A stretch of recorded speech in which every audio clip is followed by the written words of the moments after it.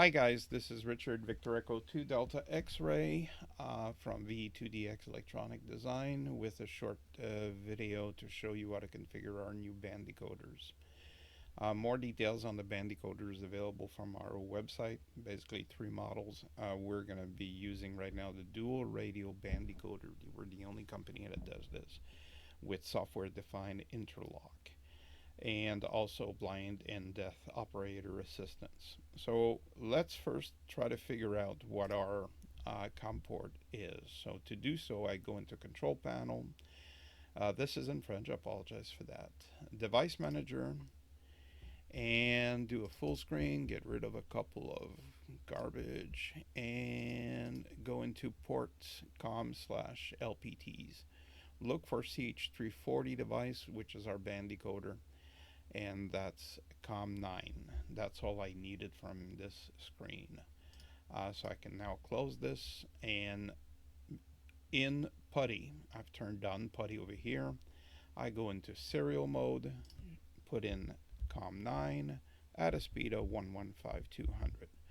You can also save the settings into a shortcut over here at the bottom, where I did that in COM9-2. So if I double click that, it just opens it up and I do a full screen. Now we're going to turn on our device. We get a boot sequence and an offer to go into configuration mode. This is why, by the way, there's a small delay during the boot sequence. If I hit a key, I hit enter in this case, I end up going into the first menu. If I hit 0, it reboots. I get to the same previously point that I was at, where it offers to go into configuration menu. If I didn't touch anything here, it would keep going and boot the device. Okay, so the first menu, option 1, is the settings, operational settings is what I called it, basically meaning everything that has to do with things like BOA settings, the buzzard, CW speed. Yes, there is some CW in here. And the SDI mode, which is software defined interlock. Here you can turn on and off these options or change the setting, like in BOA mode, to change it. Right now it's in CW mode. You don't do CW, simply change it to a 0, hit enter, and that goes into decimal mode. Basically, instead of sending CW, it sends single beeps and sequence of beeps to give you a numeric sequence indicating what side, meaning radio, and what output is at issue. BOA mode itself, itself can be configured in many different ways. Right now it's in blind and deaf, meaning that it's going to beep and flash at the same time. I can change it to just blind by hitting a 1 and enter. And I'm now in blind assist mode. If I hit escape, I'm out of this menu, and that's basically how we move around between the different menus. Wi-Fi is pretty straightforward. Number 1, SSID, I can change that over to, let's say, VE2DX, hit enter. The SSID password, if I don't want to put anything, I just hit enter. It's now empty, and I can get in without having to put an SSID password. The number 3 is the Wi-Fi mode. And right now it's in AP mode, which is the reason why you see all the configuration for the IP address gateway subnet. You will, if I were to change that over to a client, I don't need all these options, so now they're off the menu, and now you are configured to connect onto your local network. Pretty straightforward. Let's get out of here. Third menu, radio settings. This is where it becomes interesting. Now, as you know, interfaces are kind of screwy sometimes, meaning that most interfaces will probably set the output levels. Let's say a 0 has to be a high and a 1 has to be a low. Some interfaces can not necessarily purposely, but mistakenly flip those over.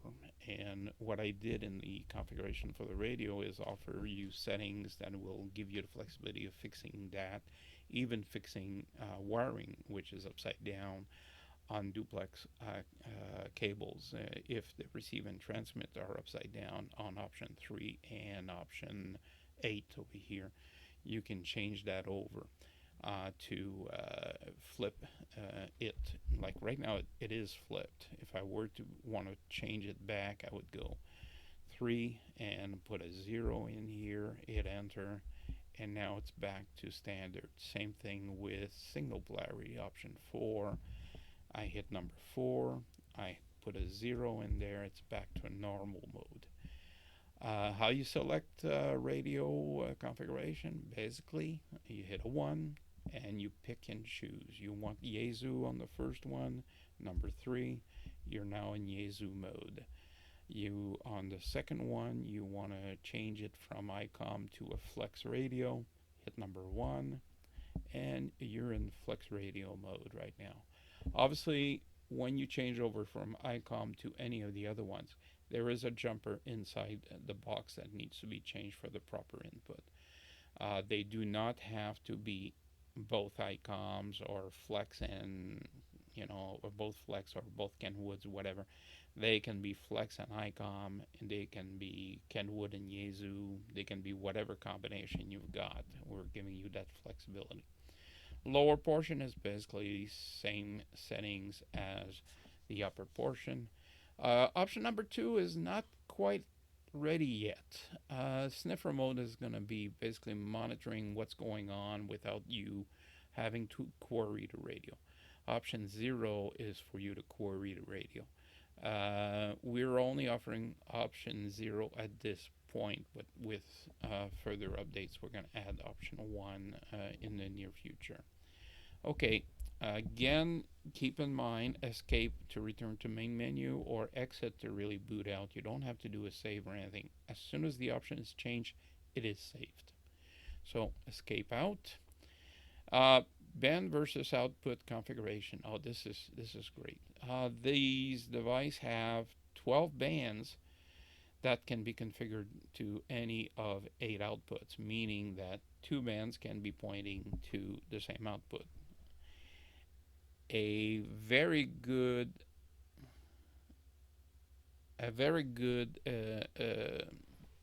example of this is a fairly regular tri-bander 20, 15, and 10 meter antenna. Well, that would be always the same output. Let's output number 4. So on band 1, you would configure your 20 meter frequency range in kilohertz. Band 2, your 15 meter, and band 3, your 10 meter. But all of them would be pointing to output number 4, which is where the antenna is plugged in your remote antenna switch. Okay, so let's go into, and obviously we got 2 sets of outputs and 12 bands for each of them. So we're going to take radio number 1. This gives me the list of how it's configured at this point. Assuming that I don't like, I don't know, let's change the configuration for number 6, which is 20 meter. We're going to change it to basically to the voice portion of it. So let's say from 12200 to 14200 to 14350 instead of the present configuration, and we're going to change the output over here to output number 4. Okay, so all I need to do is hit number 6. I get a confirmation of how it's configured at this point, and I'm asked to enter the low frequency 14200 in kilohertz always.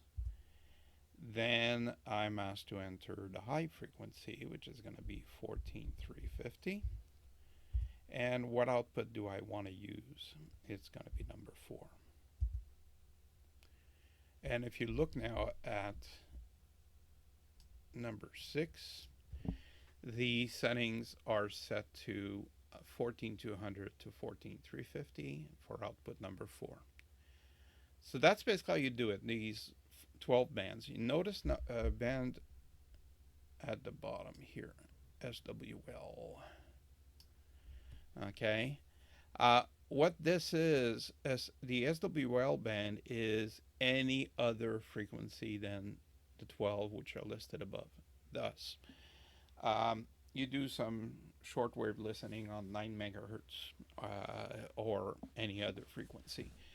Uh, you can turn around and define over here any frequency that has not been defined above. And these frequencies, you don't have to tell him what it is. He goes through a list of everything, all the 12 options above it. If he doesn't find it, he turns around and says, okay, well, this is shortwave listening. I'm going to use, in this case, output number 5, which probably would be an end-fed or long wire or something like that. So this is more flexibility for you. You don't have to worry about disabling the band decoder if you're not within the range of one of the 12 band ranges.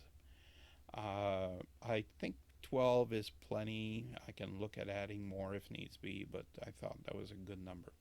By the way, this is not frequency dependent. Obviously, all my demos right now are in the HF and 6 meter range. But this band decoder could be used also for 2 meter, 440, 220, 1.2 gig, 2.4 gig. There's nothing.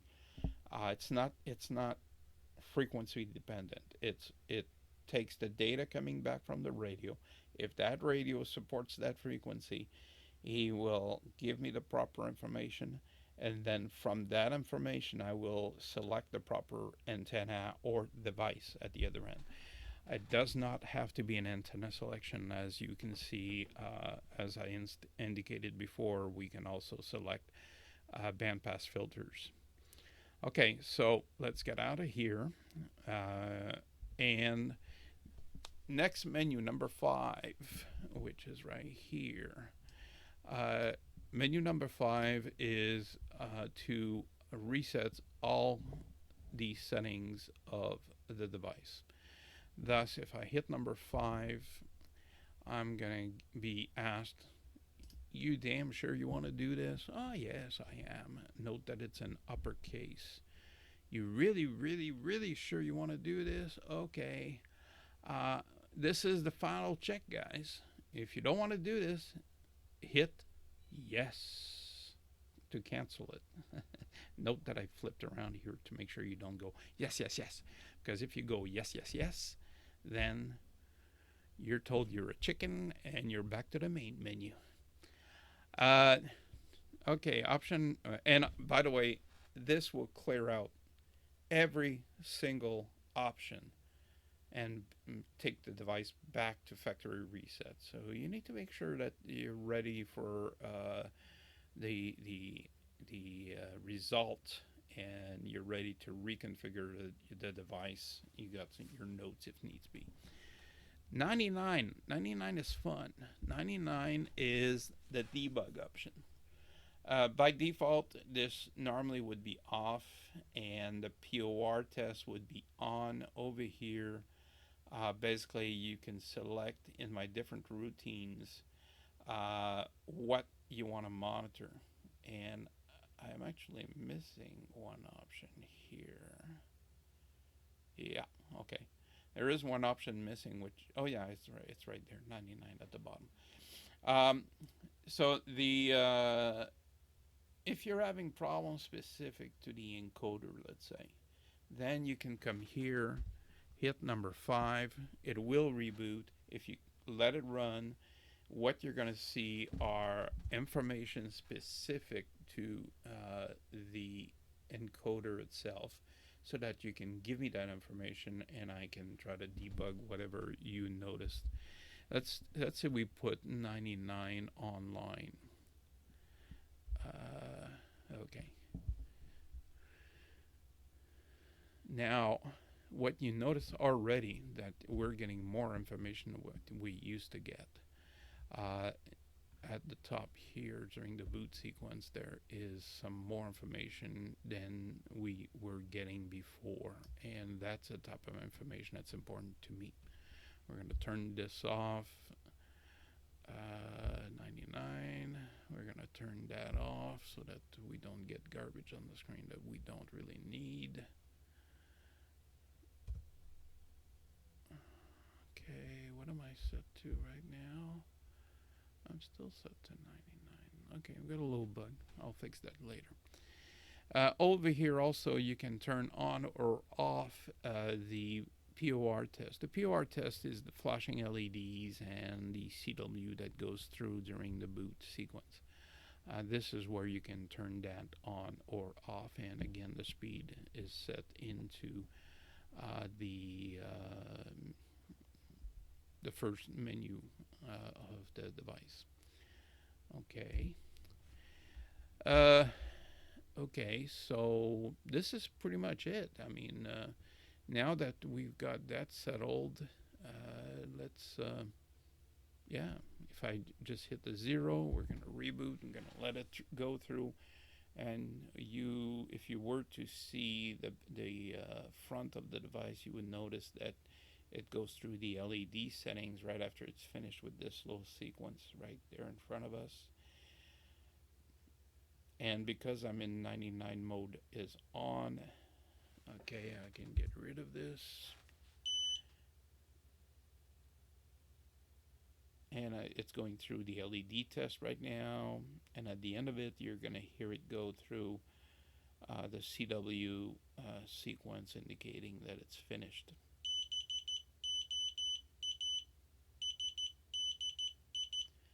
You see how the debug mode gives you a lot of information about what's happening into the device. That's how we're able to get proper troubleshooting done. Obviously, it also will crowd your screen real fast, so you might have to stop it. So this is it, guys. I'm Richard, Victor Echo 2 Delta X-Ray from VE2DX Electronic Design. I hope you appreciated this video, and we'll get those devices on the shelf at the end of April. Talk to you soon. 73.